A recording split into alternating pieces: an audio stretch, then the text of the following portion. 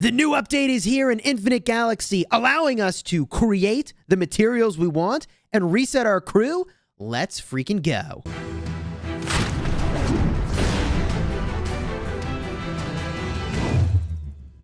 Hello my friends and welcome back. I'm Chisgule Gaming, and this video has been sponsored by the makers of Infinite Galaxy, and today we're talking about the latest patch that landed, which includes being able to reset crew. Now look, this is a 7-day window in which you can go and do this, but there are things related to crew resets that will last for quite a bit longer, including the ability to reclaim extra data cards. Hello, but I'm getting ahead of myself. Let's start with crew resets. This is a pretty straightforward thing. You pick the crew member you want to reset, and then you smash the reset button. You can do this a total of 50 times. I did it once just to test it out and see kind of how it would work. If I wanted to go and sort of correct some of the mistakes that I had made in the early game, I would go and I would reset a crew member like Jessica, who I was using at one point. Yes, Jessica, I would like to reset you and get back that experience. Thank you very much. You can see here, this is something I'm going to do for all of the crew members I once invested in that I'm no longer using. We'll do Steve Harley as well. GG easy. Get that crew EXP back. Also, there are some crew members that, like, I have experience in them. I actually do use them, like the science officer, but I don't need him to have experience to get the benefit of his skill. So I'm going to be resetting him as well, and then reapply the data cards to him, which I'll show you in just a bit. And, I mean, even Andrea Bruno, I once used him for frigates. I don't think I need him for that anymore. Reset it. Okay, and there we go. Oliviera Kudrow, same story. I can reset her. You get the idea here. Now, this is giving you their own data cards back, which I had thought maybe we'd be getting some sort of universal currency, and that does exist. But before we talk about that currency that you get, I want to show you what I plan to do with these crew members, which is to go right back in and reapply their data cards. Now, I had thought I would be resetting a crew member like Laura, that I would be getting these universal data cards that I could apply anywhere, and that I would take them and apply them to other crew members. But that is not exactly how that works. And before I show you exactly how that does work, I just want to talk about for a moment why I'm just going to go and reapply all of these back to the crew members that they were on. And that is largely because, although you do get some amount of currency when you exchange a data card, it is not a direct kind of one-for-one rate. In other words, it's not like you can change one legendary crew card into the another legendary of your choice. There is, in fact, a dedicated shop where you can go and do that. So you can see here, I'm just reapplying all of this back onto these crew members. And a part of the reason that I'm doing that now is I am going to take all of the excess data cards that I have, and I'm going to convert those into some really valuable stuff. In fact, that's going to give me the currency I need to go and buy whatever I want. Ooh, you can see, I mean, I can rank these up a whole heck of a bunch again. There we go. Almost done here, and then we'll make our way over. And one debate I had is, do I re-rank up the green crew members? I don't think I'm ever going to use them, but I think the answer is yes. Maybe at some point I will. I think it's good to have it on hand. The amount of currency I'm about to show you that you get is not that significant anyways, that I would think, gosh, just go reset all your green crew and just plan to never use them, or maybe use them eventually. You level them back up. Ugh, man, I remember when I was investing in these crew and I thought they were good. Oh, how times have changed with crew. Now I'll show you the shop where you can go and reclaim those data cards. You can see I went over to that area in the rightmost portion of your spaceport, and there is a reclaim section. This is where I'm going to get rid of literally every single extra green data card that I have, because all of those crew members are maxed. And this is going to give me a currency that I can use in the shop. There we go. We claim that. We reclaim this. This is magical. Oh my gosh. So I'm turning in all these green data cards that I did not need. They were not adding value for me.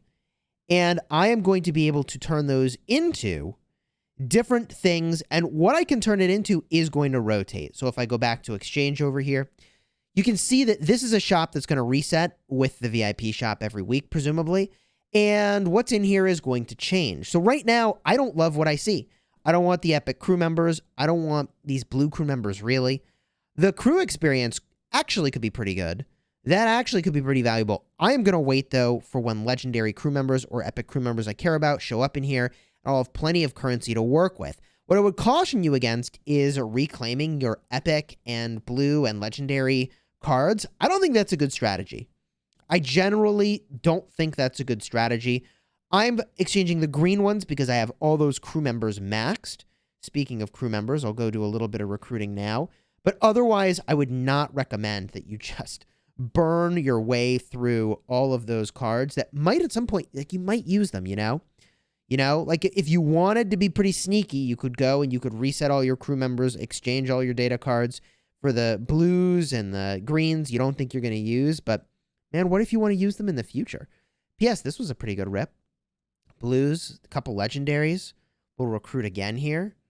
Some greens that I'll exchange later. Andy Perry, Laura, and, ooh, Lincoln. Hey, I'll take Lincoln. I'll take him. He's a gathering dude. Okay, and recruit it one more time. See, now, the thing that I love about this exchange shop is that crew members that you had maxed out now actually have value. And even though it's not one-for-one value, you couldn't exchange one legendary for one legendary, you at least can work towards something that is exactly what you want from that other shop, which is fantastic. Here's my guaranteed epic or better. And, Harvey Garrett Wild. Well, not my favorite crew member, but whatever. We add him to the roster. Now, in terms of other updates in this patch, there are a number of things that we can go and do. First of all, when I go and look at my fleets, I'm going to bring this fleet back home and show you a couple of things. When you go to search for things now, the menu has changed for planets and for resources. So let's talk about that. If you want to gather at a planet, the game is now going to give you the highest quality planet, the highest level planet, that you can access. This is amazing. Love this. Way easier than trying to look around the map, and I actually memorized where all of the highest level planets were that I cared about. So if you want to just see, hey, is a level 8 plasma planet available? No, the best is level 7. You can then decide, like, instantly whether or not you want it. That I love. I love that. What is, I think, a good change, but could use a little bit of love, is that now, instead of looking for the resource nodes that are in the zone you're in the system you're in, it looks everywhere. So if I look for plasma and I hit level 6, it is taking me to my own alliance's outpost territory. This is good. I'm on alliance territory. But sometimes it will take you to spots that are not on your alliance's territory. And the quick way to check is to just scroll slightly to the center, see if it's one of your outposts or not. I'll just remind you that if it does take you to somewhere that is not on your alliance's territory, you will pay a tax, and that tax is fairly prohibitive. Okay? The tax is prohibitive if you are gathering on another alliance's territory, so be sure that you are in fact on your alliance's territory. You can, again, check the outpost, or if you're really not sure, back out to that galaxy view and kind of see where you're at in the big scheme. Overall, I really like that change, though. It is so much easier to send out the gatherers, and speaking of which, I'll just make my way right now back over to that planet I was working on, get some more deuterium, thank you very much, and head right in. One minor change you might have noticed is that now in the fleet selection screen, where you're controlling what warships go to each of your flagships, it does showcase the type of damage that each of those warships is dealing. I think that's definitely helpful, like that change. Also, by the way, if we head over to the VIP shop, I don't recall there being Advanced Federation credits. Maybe there were at VIP 10 the entire time, and I'm just crazy. Were these always here, or is this new? I'm not entirely sure. If we get back into the patch notes that they released, they did also indicate they have removed the War Mania feature, so you can use a Peace Shield now a little bit more easily. Also, they increased the rewards of the VIP free daily chests, and the Federation credits as rewards for VIP 5 to 11, and Federation Advanced credits for VIP 9 and higher. Also, the Lost Star Cluster has a auto resupply feature. Hello, baby! I'm happy about that. That is amazing. I mean, you saw my video. I'm basically smashing the attack, resupplying. Smashing the attack, resupplying. So the auto resupply is going to be absolutely fantastic. Adjusted the types and discounts of some sale items. So maybe that does key into that VIP shop that I was talking about. And they did slightly reduce the repair costs for spaceships. 10 out of 10. Very happy with that change for sure. So all in all, I'm very hyped about this patch. It gives us a lot to think about. And to be perfectly honest, I have a lot of crew optimization that I now need to go and get a serious look at, where I go in and I really do need to reset more of my crew and figure out what I want to do with them. So for example, will I continue to use Zen Wenzhou? I had thought the answer was no, but maybe I will continue to use her based on the way that the data cards actually work and the way that reclaiming works. I will say, Harvey Garrett Wild, I will happily reset you.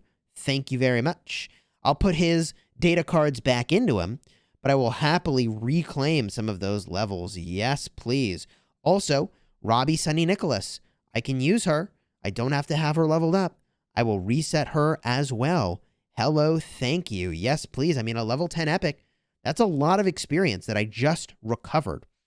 So I'm loving that I can correct for some of these early game mistakes. Oh, wow, I can level up Madeline. Hello, baby. Yes, I will rank you up happily. She's in my wartime crew. That's fantastic.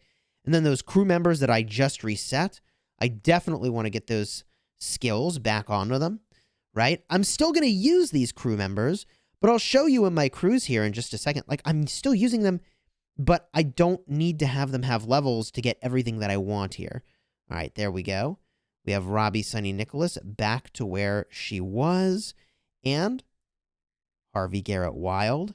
We'll have him right back to where he was in just a second. Now, this crew member, I mean, I'm not planning to use anytime soon.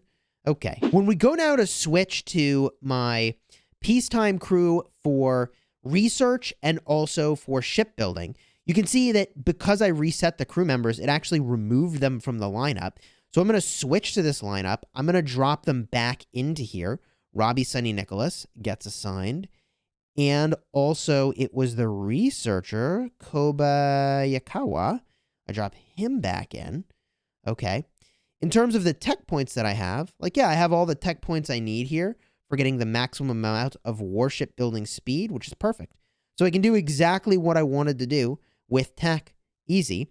This can still be used for research. It can still be used for warship building. I also have a fourth preset, by the way, that it looks like I need to go and fix. This one is for building the buildings in my spaceport. So I need to add her back to that lineup. Oliviera, assign her, boom. And my crew setups are now back to where they were before. If I jump back over to my wartime setup, I can now use all that experience that I just got to train up Paul Malthus, which yes, this is a crew member I expect I'll be using for a very long time. And yeah, I just got a lot of crew experience back. Wow. I mean, this is really spectacular. I can rank them up once easily, and I probably can just rank them up a second time. Oh, man. Loving this. Here we go. Finish that off. Beautiful. Exactly level 20. Man, I mean, being able to correct for those mistakes I made in the early game is fantastic. And yeah, I get that I should probably balance this out and rank up a couple more crew here just to get another command point in there. I could get some more combat points pretty quickly. I still need to figure out about Zen Wenzhou. Let me know down below in the comments what you think of this crew member. Subscribe if you haven't already for more Infinite Galaxy guides and videos designed to help you get value and smash your enemies.